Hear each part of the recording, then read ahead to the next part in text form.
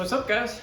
I finally got the Supercharger kit in for my S2000 and I just wanted to go over and do a quick unboxing video.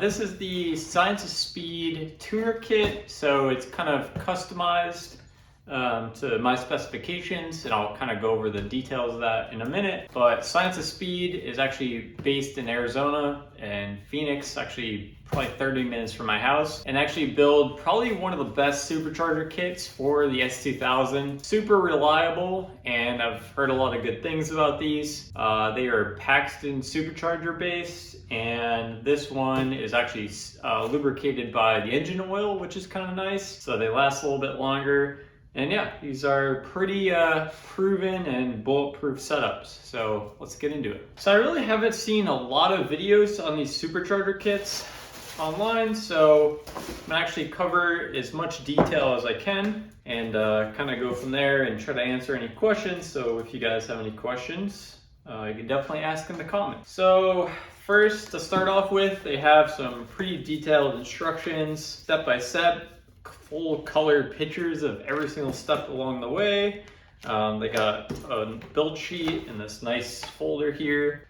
I'm gonna go through some of the add-ons I have for this. So this is actually their fuel pump wiring kit. The stock fuel pump wiring on S2000s are kind of weak, so anytime you upgrade the fuel pump, you have to go with thicker gauge wire and a new relay for that, so you don't burn up the wiring. So these are all the correct lengths. They run straight from the battery. They have all the terminals already in there, so that's pretty nice. And then we got what looks like an AEM air filter, pretty good. And then we've got this. Looks like a silicone intake boot with some barb fittings on it. This is probably the blow-off valve recirculation, and this is probably some evap line. This is a modified radiator hose because I think the way the supercharger piping routes, you gotta kind of massage this a little bit. So that takes care of that. We have this super cool gauge pod, and this actually mounts in the factory location where the start button is, and then you mount your actual gauge right here. So since I'm not using the audio controls on the far driver's side, this will actually allow me to mount my all-in-one gauge, so it'll be super convenient. All right, now we got some smaller boxes here. All this stuff is super nicely packaged, by the way. So I'm actually going with a bigger heat exchanger, and this is kind of their sport, like, run-in-the-mill aftercooler that they have. Not gonna even use this, so. All right, and then here we have, so it looks like we have labeling for different bags. They correspond to probably different steps in the supercharger install, which is pretty nice. So that's pretty cool. Guessing the main bracket is in there somewhere, but we'll actually get into that when we go to do the install video. Wow, lots of parts, miscellaneous parts. Got a supercharger belt. We got, I think this is the water pump for the air-to-water intercooler system. A bunch of miscellaneous tools and such. But yeah, everything's super nicely labeled and correspond to the steps in the instructions. Yeah, then we got the air-to-water intercooler. So it's got a bunch of water fittings on it. Got this nice Science of Speed logo, and this kind of just sits right in front of the motor. Nice and compact. Got everything you need and everything you don't. And then you can kind of see on the inside, it's basically like the intercooler. All right, and then the best part for last, we got the actual supercharger unit. This is a, let's see, Paxton Novi 1200. This is the upgraded supercharger for this kit. Usually they come with a 1220. Those are better for lower PSI kits. So if you're trying to run, I think it's less than like 8 PSI or 8 PSI or less, you'd go with a smaller supercharger. And for higher boost levels, around like 10 to 22-ish PSI, you would run this bigger unit.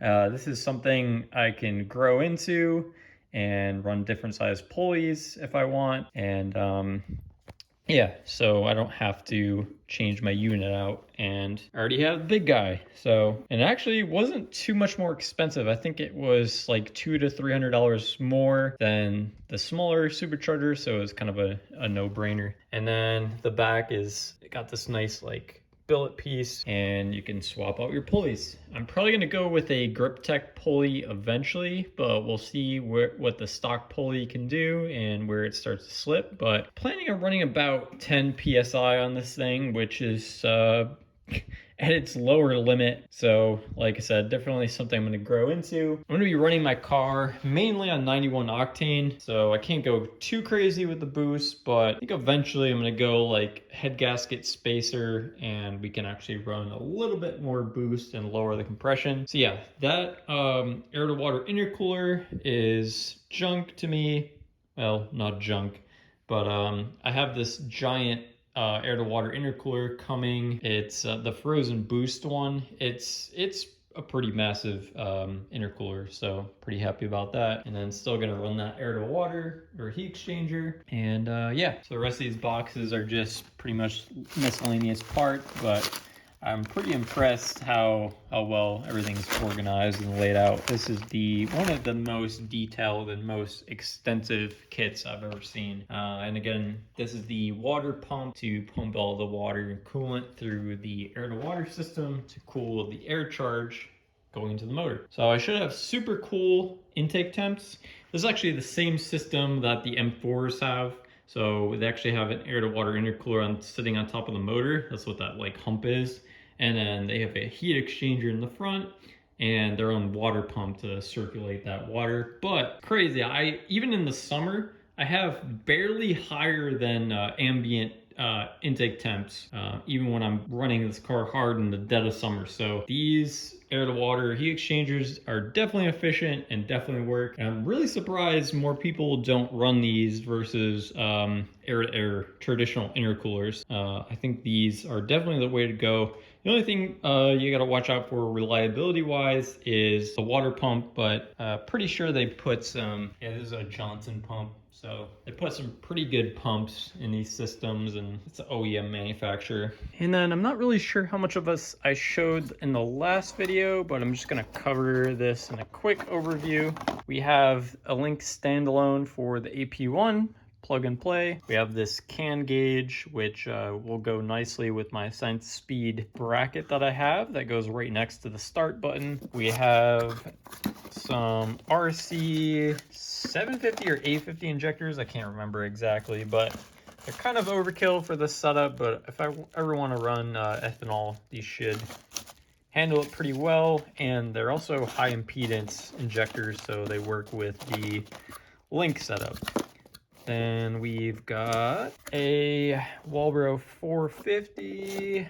Again, pretty overkill, but I wanted to make this setup pretty bulletproof. And then we got these cool little plugs that go from the stock injector plug to aftermarket injector plug. So it'll make those new injectors plug and play super easy. We have our CAN bus wideband sensor, O2 sensor for the Link, and then under here we've got the Link standalone itself, but I'm going to cover that in an upcoming video, and I think that's pretty much it for that. So yeah, the S2000 is at my buddy's shop right now getting a clutch done for this whole thing. It's gonna be the AEM heavy duty pressure plate and the stock friction disc. I hear that combo is pretty good and it can handle the power. Usually with superchargers, they don't make a ton of torque, so clutches usually survive a decent amount of power. Should be making like around 400 to the wheels. That's my goal at least. And then maybe turn it up from there after we do some head gasket spacer work down the road. But I want to kind of grow into it. And if this power level is too much, I might actually run a little bit bigger pulley to turn down the boost, but we'll see.